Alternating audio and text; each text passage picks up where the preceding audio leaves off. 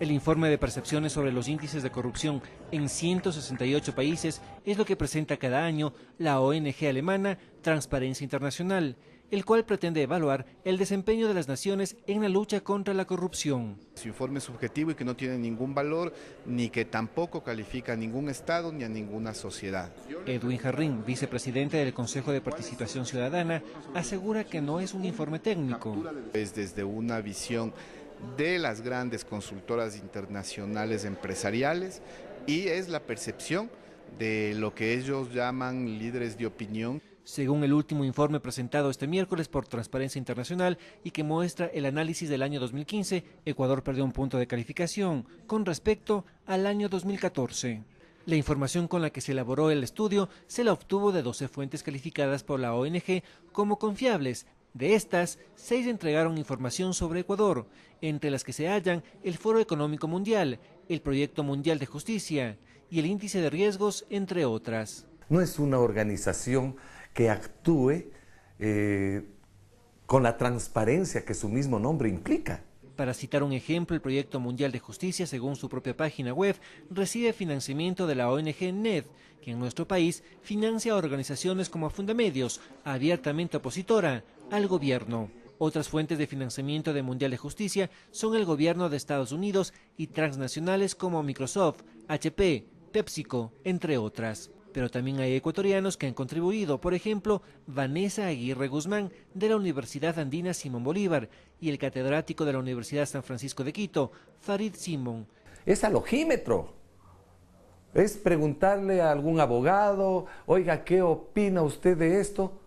Y si el abogado le cae bien el gobierno, dice, está bien, o caso contrario dice, no sirve de nada. A pesar de esto, no se conoce el financiamiento de la ONG Transparencia Internacional, pero según publicaciones de prensa, esta organización se beneficiaría de recursos de las agencias estadounidenses NED y USAID.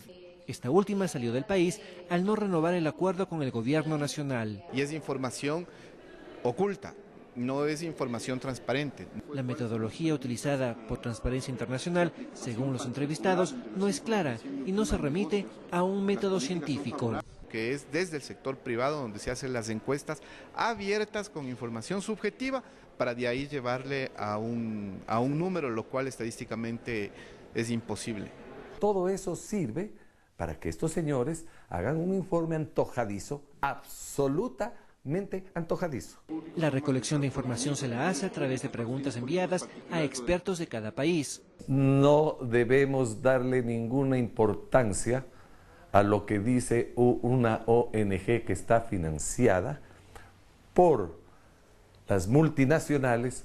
En una publicación de este miércoles del periódico The Washington Post, escrita por el académico Dan Hoke, sostiene que debemos ser muy cautelosos al leer la información. El CPI es una herramienta mala para juzgar las victorias y fracasos anticorrupción de un país. El CPI se fija en la percepción de corrupción del sector público, en otras palabras, solamente en los gobiernos. No expresa nada acerca de las empresas privadas, por ejemplo, el escándalo Libor en Inglaterra o el reciente escándalo de emisiones de Volkswagen en los Estados Unidos. Tanto Jarrín como Guzmán aseguran que quienes sacan partido de estos informes son los medios de comunicación, al hacerse eco de esta información sin verificar su veracidad. Su trabajo que están publicando, ¿sí?, no es útil ni para luchar contra la corrupción ni para calificar a los países y a las sociedades. José Luis Quinteros, Ecuador TV.